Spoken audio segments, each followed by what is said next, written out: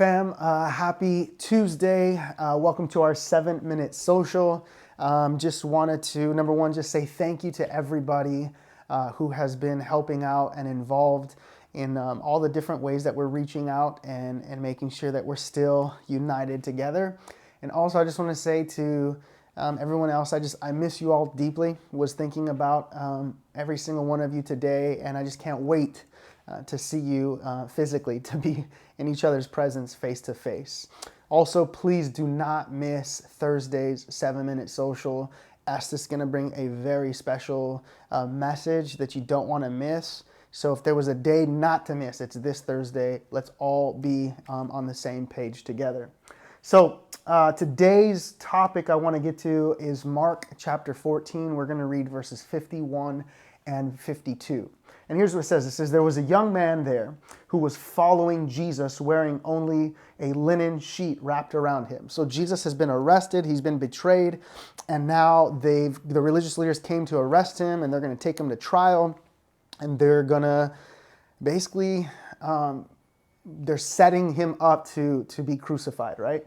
And so there's this young man who's kind of following in the distance, and he was only wearing a linen sheet that was wrapped around him. Verse 52 says this: they tried to arrest him also, but he slipped from their grasp and ran off naked, leaving his linen cloth in their hands. So here it is in Mark's gospel, and Mark's the only gospel to give this narrative, to give this story. Matthew doesn't have it, Luke doesn't have it, John doesn't have it. So a lot of people believe that the young man who was wearing linen and was stripped away was actually Mark himself. Mark might have been just a young boy or a teenager.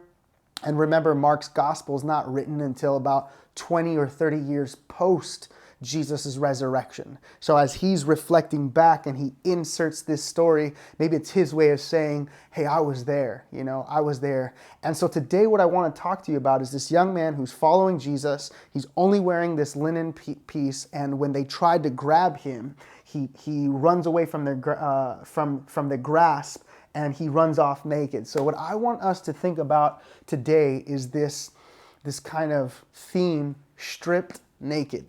Stripped naked. And I know it might sound funny, and so what I'm talking about is not being stripped naked literally, like this young man was. We don't know who it was, but he inserts this story because he is following Jesus, right, as a young man. And now maybe he's reflecting back, and he's writing this thing down. But what I want us to think about is maybe you and I are not stripped physically. Naked when we're following Jesus. He was following Jesus on the night of his arrest.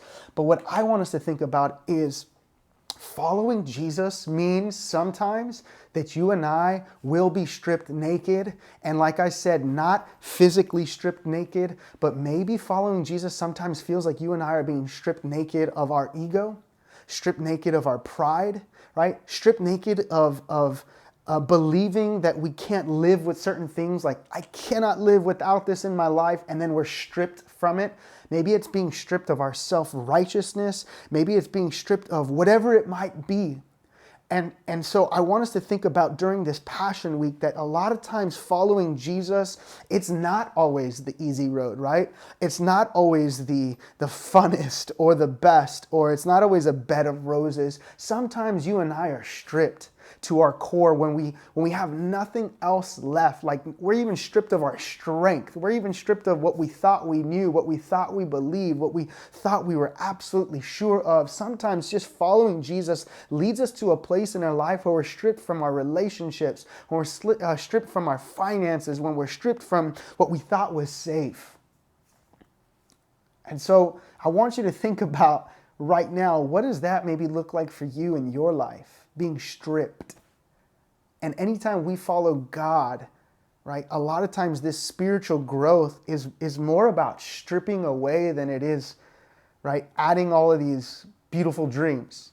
Right? Like Americans, we always want to add more. We need more, we need more, we need more. And God is stripping us away from these things, saying you actually don't need all of those things to live, because the only thing you cannot live without is me. But here's the beautiful thing. Mark tells this story about him being stripped. And a lot of times that's what it might feel like for you and me, is that when we follow God, we're being stripped of certain things in our life.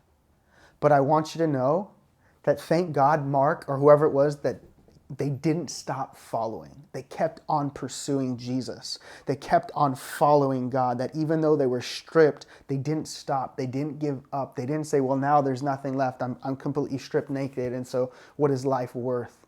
No, there might have been that moment of pain, that moment of agony, that moment of suffering, that moment of internal, right, investigation.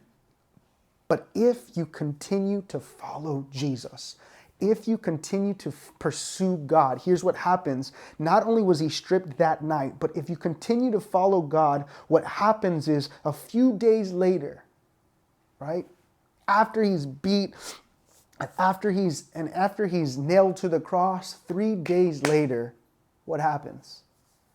Resurrection comes. And so here's what I want us to be remembered this week during Passion Week. Yes, life often feels like we're being stripped of a lot of things, but if you keep on pursuing God, if you keep your eye on the mark, if you keep on trusting in God's promises, if you and I just keep on following, if we keep on keeping on, here is the promise: resurrection is coming. So don't stop. Don't stop halfway. Don't stop in the middle of it. Don't stop at the beginning of it. Don't get 3/4 into the journey. Don't even get 99% into the journey. You've got to just keep on walking. And when you finally get to the very end of it all, here's what happens. There is resurrection coming. God doesn't allow us to be stripped naked just to leave us naked. God says, all right, you might be being stripped of some things, but that's because I'm going to cover you with even something better. I'm going to cover you with my promises. I'm going to cover you with my truth. I'm going to cover you with my joy. I'm going to clothe you in my righteousness. I'm going to clothe you with my love. I'm going to clothe you with myself.